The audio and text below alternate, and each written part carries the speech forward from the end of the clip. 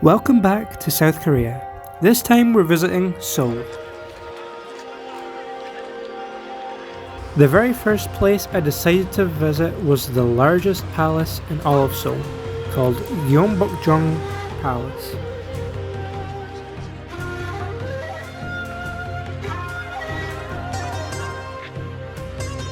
Even just the opening square was huge, and they had so many demonstrations, parades, flags, costumes. It was really a sight to see. Before visiting the palace itself, I decided to visit the museum that was within the grounds.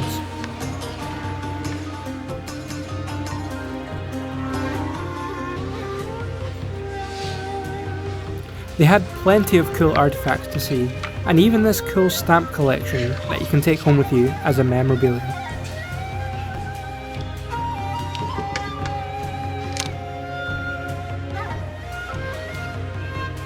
This is one of those box chariots that gets carried by the servants.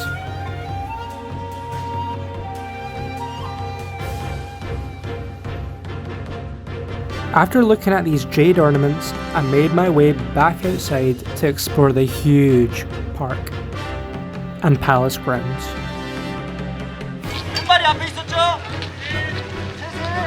The demonstrations were awesome, and they even had kids participating.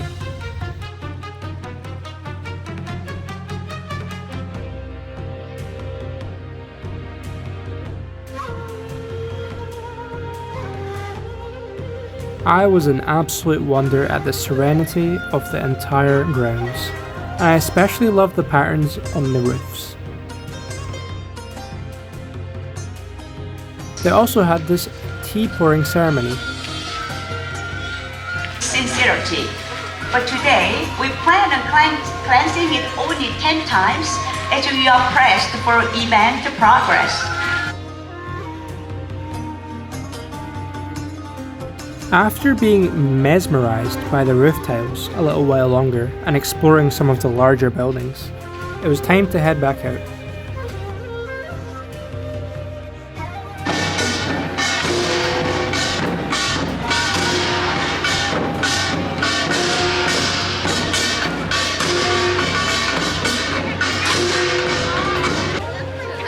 My next stop was Cheongwadae, which is the official presidential residence. This was free for foreigners, but you did have to show your passport before going in.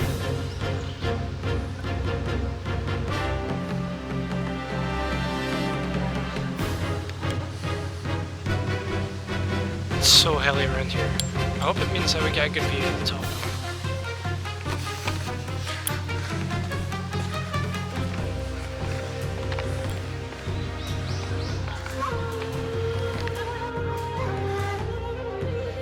So this is what is known as the Blue House. It was the president's official residence, and it's very traditional.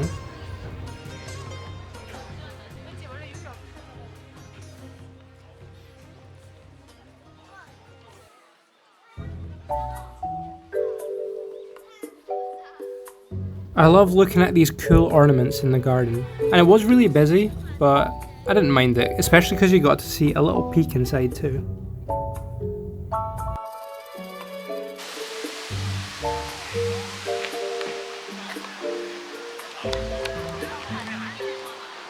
The next palace was the Myeongdong, which is the modern version of the palace where the president lives.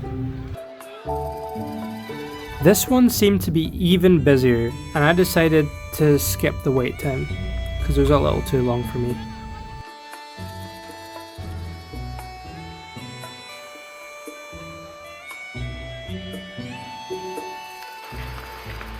It's a cool building.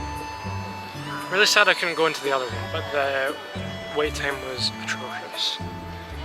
But yeah, this one looks fancy inside, so look forward to this. And indeed it was fancy. I mean, just look at these gold platings and these chandeliers. So expensive. Next, I decided to explore some of the traditional surrounding streets.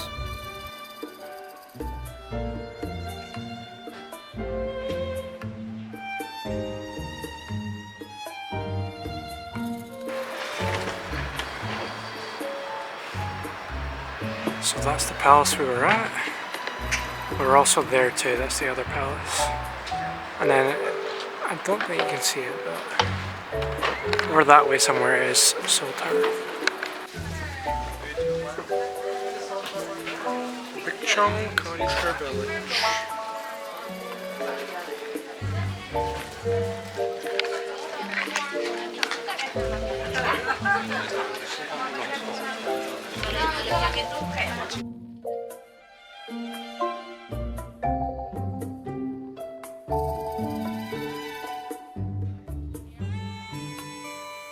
This street was also very busy. It's 14th century style homes, and it does shut at 5 PM because there are actual residents living in the area.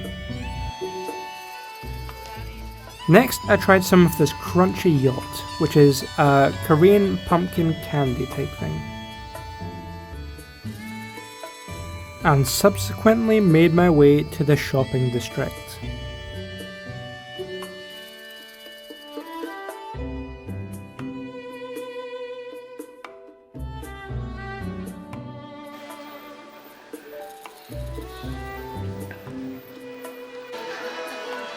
This was a really cool market with loads of handmade crafts.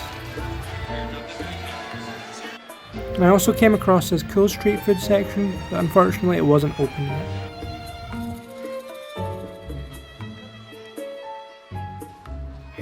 On that shopping street, I also found this really cool small section. It was full of indie shops, and I realised that's exactly what I love. I just love these indie shops that, you know, make their own things, sell really cool things like everything, like jewellery, purses.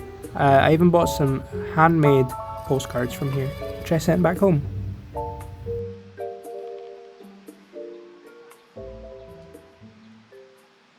It was getting close to dinner time and I was hungry, so I tried some traditional Korean bibimbap. Now, I managed to find a vegetarian one, so I was pretty lucky, but usually it does have meat in it.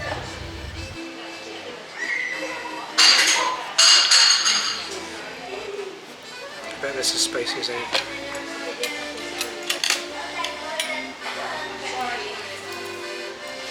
It's pretty much just a salad with rice, but the mixture of things, the sauces, make a really tasty concoction. I loved it.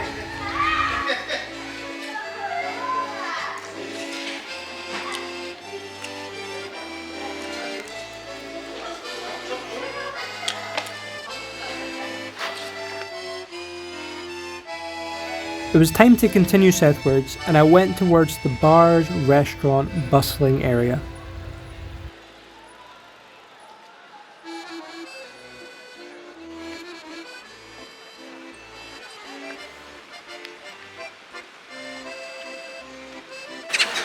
It's definitely one of the coolest little river areas that I've seen. They also have this little crossing here that I'm going to go over.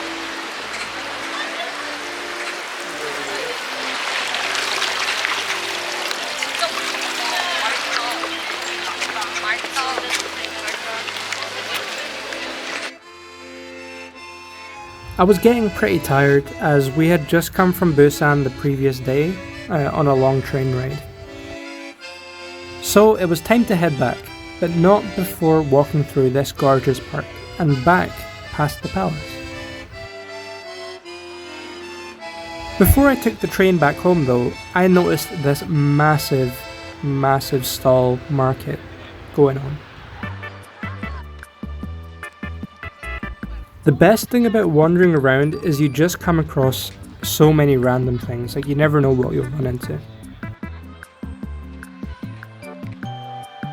This building here is actually called the Sejong Performing Arts Center. A really industrial looking building, but I loved it, I was taken aback.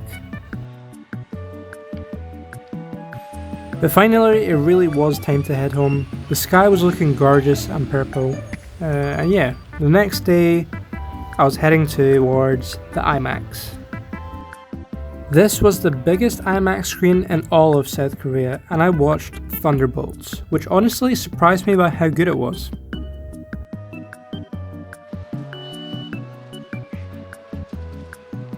The shopping centre I watched in was called Yongsan iPark Mall.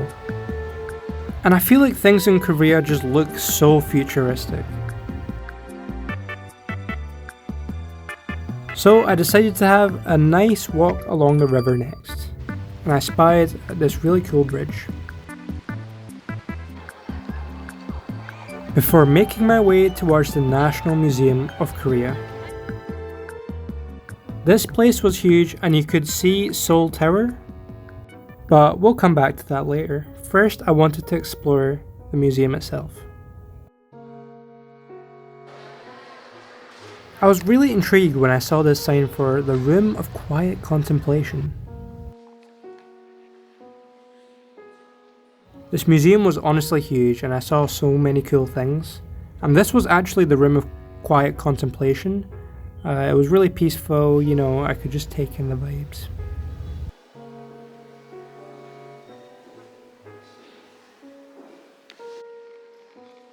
While I've been travelling in Japan and now South Korea, I realised I really love these masks. They're samurai masks that they used to wear back in the day.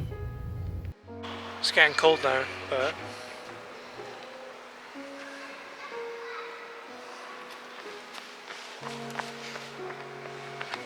originally my plan was to make my way towards Seoul Tower today too, but unfortunately time got the better of me, so we'll make that a tomorrow trip.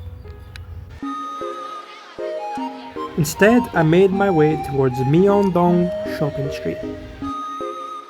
This is probably the busiest I have ever seen South Korea.